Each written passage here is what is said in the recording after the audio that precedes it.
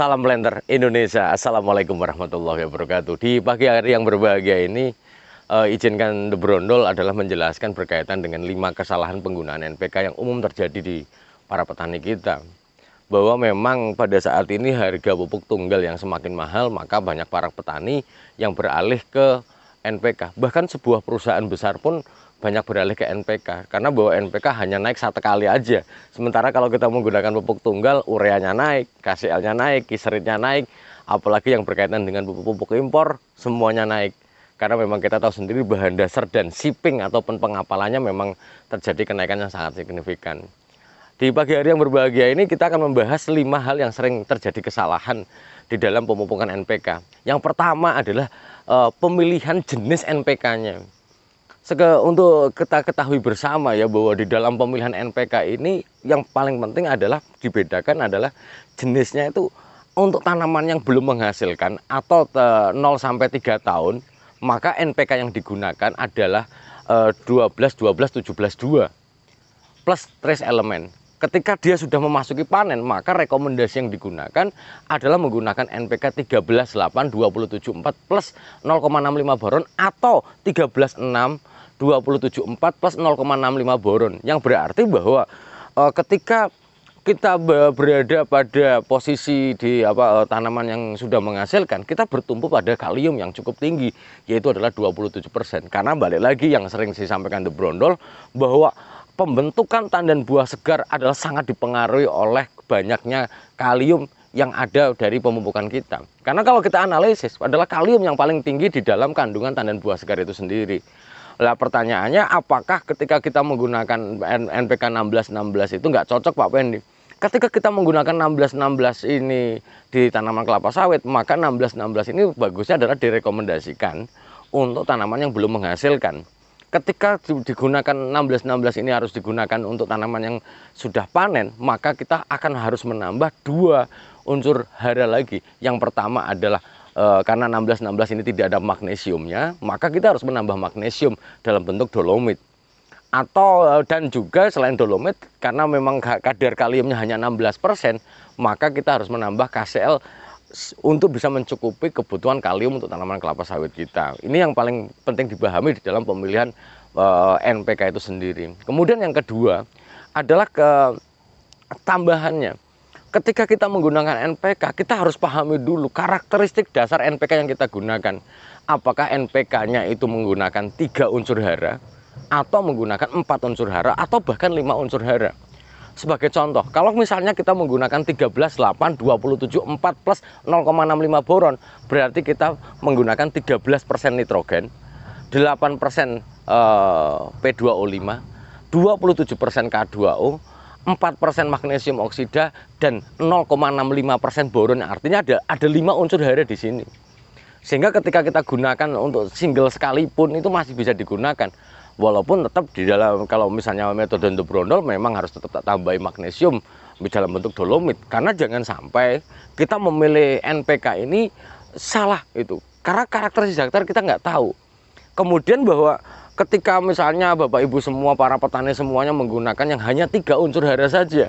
Misalnya Ponska 15, 10, 12, yang berarti 15% nitrogen, 10% P2O5, dan 12 K2O.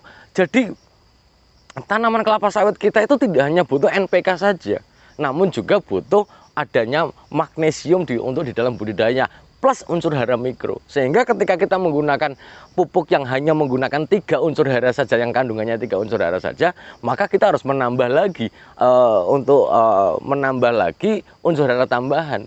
Yang misalnya NPK misalnya bentuk Ponska, maka kita harus menambah dolomit sebagai sumber unsur hara magnesiumnya plus mikronya. Walaupun begitu bahwa Ponska sendiri sebenarnya memang tidak direkomendasikan tunggal untuk kelapa sawit, karena pada dasarnya Ponska ini adalah digunakan untuk tanaman hortikultura. Sehingga memang kalau untuk kelapa sawit sendiri kita harus pinter-pinter untuk menambah unsur hara dan memperhitungkan kembali lagi. Kemudian yang ketiga adalah bicara tentang dosisnya. Masih banyak sekali, masih banyak mengeluh di dalam harga pupuk yang semakin meroket ini. Namun kita tidak bisa terlepas. Dua sisi yang berbeda sekali para planter dan para petani semuanya. Ketika kita membicarakan tentang harga dengan dosisnya, memang ya kita tidak bisa lepas. Ketika kita ngomongin produksi kelapa sawit adalah seberapa banyak unsur hara yang diberikan untuk tanaman kelapa sawit untuk bisa diserap dan dijadikan nisbah dalam bentuk tandan buah segar. Ketika kita ngomongin dosis, maka dosisnya adalah baku. Artinya bahwa dosis yang sudah ditetapkan, rekomendasinya bagi yang belum punya tabelnya silahkan WA saya saja, nanti akan saya kasih. Ketika kita menggunakan NPK ini dosisnya, ketika pupuknya mahal, dosisnya gimana Pak Pendi? Ya harus diberikan sesuainya.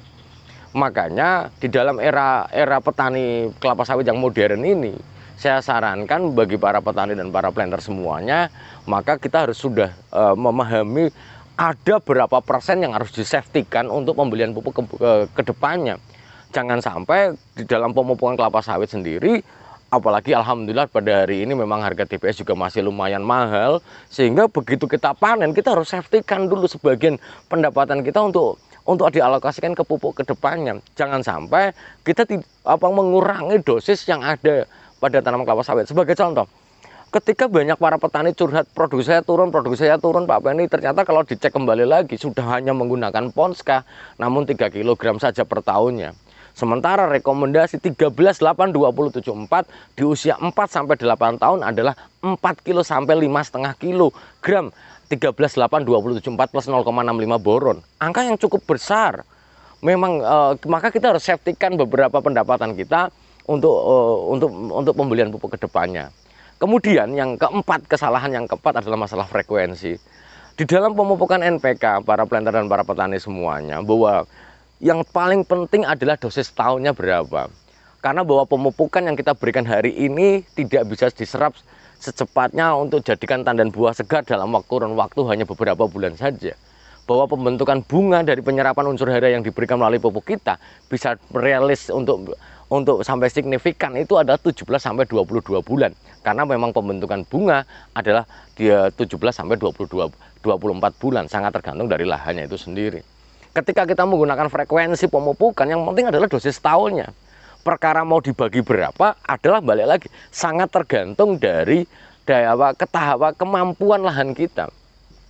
Ketika para planter dan para petani semua menggunakan NPK, kemudian berada pada daerah yang memiliki kadar pasir yang cukup tinggi di lahannya, maka strateginya adalah bagaimana membuat dosis tahun itu dibagi menjadi bisa 3, bisa 4 kali. Bagaimana kita mengurangi losses di dalam mekanisme pemupukan kelapa sawit kita di lapangan. Kalau kita paksakan hanya menggunakan 1 kali saja, itu juga akan menjadi masalah. Karena apa? Daya dukung lahannya. Ketika kita ngomong lahan berpasir, otomatis yang terjadi adalah ketidakmampuan lahan kita untuk menyerap air dan menyerap unsur hara yang diberikan melalui pemupukan kita. Sehingga kalau sudah ngomong masalah pemupukan yang lahan yang ada kadar pasirnya, pikiran kita yang harus kita lakukan adalah membagi 3 atau menjadi 4 kali dalam setahun. Sebagai contoh, ketika dosis setahunnya adalah 6 kilo, maka Bapak Ibu semuanya bisa membagi menjadi 2 kilo, 2 kilo, 2 kilo. Yang berarti adalah 2 kilo kali 3, ya 6 kilo juga. Kalau kita sudah tentukan 6 kilo juga mau dibagi 4, misalnya mau 1,5 kilo, 1,5 kilo, 1,5 kilo, 1,5 kilo, 1,5 kilo, ya monggo saja, nggak ada masalah.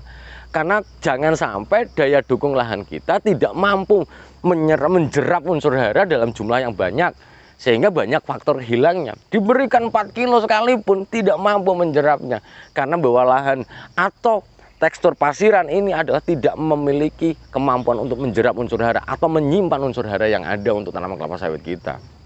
Ini yang paling penting di dalam dosisnya, sehingga memang harus disesuaikan dengan umur tanamannya. Di usia tanamannya semakin tua, maka dosisnya pasti akan naik lah. Ini kita harus pahami lah. Kemudian di usia 14 tahun ke atas, maka pemupukan sudah mulai menurun lagi karena memang faktor produktivitas tanaman kelapa sawit berada pada puncak 15-17 tahun itu sendiri. Kemudian yang kelima adalah bicara tentang metode pemberiannya. Pak Pendi masih banyak Pak Pendi yang harus saya lakukan. Sebenarnya bahwa metode pemberian NPK ini monggo saja bisa disebar atau dibenam juga sama saja. Namun hal-hal yang harus kita pahami ketika kita memiliki lahan sendiri, artinya gini, mau dibenam mau ditebar itu adalah sangat tergantung lahannya. Ketika kita lahannya datar seperti ini, ngapain kita benam? Tanaman kelapa sawit kita memiliki perakaran sekitar 5-35 yang paling banyak ya. Konsentrasi akar serapnya itu 5-35. Ya, ketika kita top dressing disebar sangat efektif sekali ketika dia datar. Ketika datar sini maka losis atau faktor pencucian diakibatkan adanya aliran permukaan sangat sedikit sekali gitu. Ngapain kita mau menambah tenaga lagi untuk kita benamkan? Ketika kita daerahnya mulai selupnya miring dan sebagainya, inilah baru kita lakukan pembenaman dengan menggunakan metode benam panjang. Artinya ketika kita benamkan, maka jangan digali, dikorek dalam kemudian diletakkan 1,5 kilo di dalamnya, jangan.